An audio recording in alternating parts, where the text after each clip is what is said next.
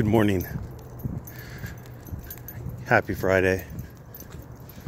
I'm a tired boy, so I might not be all chipper and skipper today, so I apologize about that.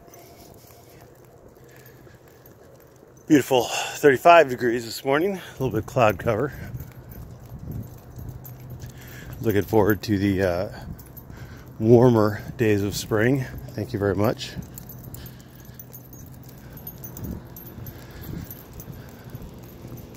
Question was asked, comment was made, about how somebody would just plead the fifth if ID was demanded.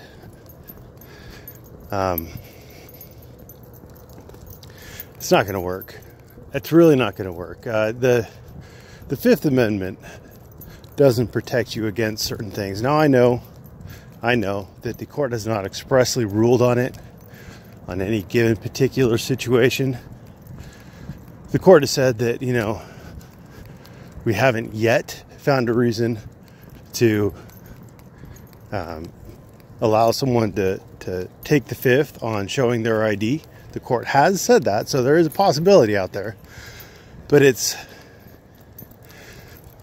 the court isn't omniscient, and so it's not going to cut itself off from a potential. There may be something out there someday that might theoretically make telling a police officer your name incriminating. And you're going to say, well, what if you have a warrant? No, it's not incriminating. You're not saying you committed the crime. They just have a warrant for your arrest. You're not incriminating yourself. And even then, like OJ putting on the glove in court, he couldn't take the fifth on that. It's not incriminating because the jury can take observations and look at facts. And one of those pertinent facts is whether or not the glove fits his hand. So he had to put it on. Courts have also held things like in lineups where they make the suspect walk because the particular victim might remember the way the suspect walked if the suspect had a distinctive limp or something like that. Another thing is talking. They can make you talk. Like they can make you say a specific sentence that maybe the perpetrator said if the suspect is going to remember that particular sentence. Or they might remember, I don't know, say a lisp of the person who raped them. They can make you say that. Make you say something with a lot of S's in it. Like suspect. If you say suspect, then maybe you're the perpetrator. There's a long history of the courts allowing that, or making you sign your name, or write a particular sentence to see if your writing matches up with whoever wrote the blackmail letter or whatever. Long history of that. And ultimately, I don't know how much good it would do to tell a cop that you're taking the fifth on your ID, unless you were in that rare situation, that unicorn fart kind of situation, where your name in and of itself would be incriminating.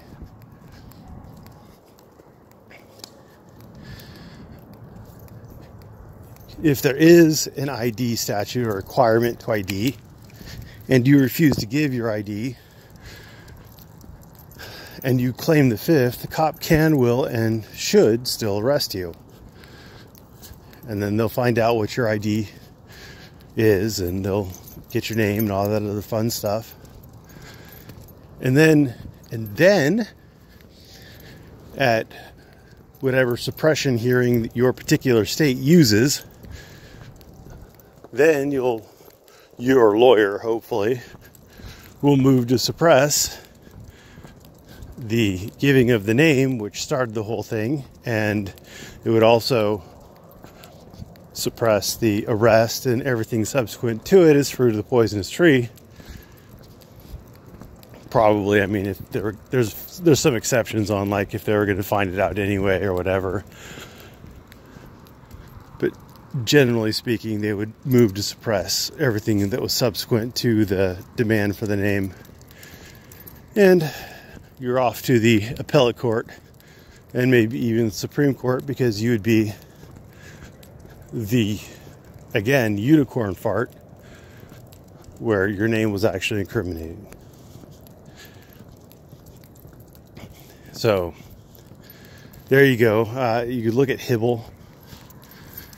Hibble talks about it. Look at the language the court uses. There has to be a real and appreciable fear that information is going to be incriminating. It's not going to happen. I'm just telling you, the odds against it are so slim. I mean, I'm not saying it's impossible. I'm just saying it's not going to happen. There's a difference between the two. It's possible that it's going to snow today here in the greater Sacramento area, but it's not going to happen. So I hope that helps. Refusing to ID is just going to get you arrested for failure to ID. And a court is just going to say, no, you had to ID.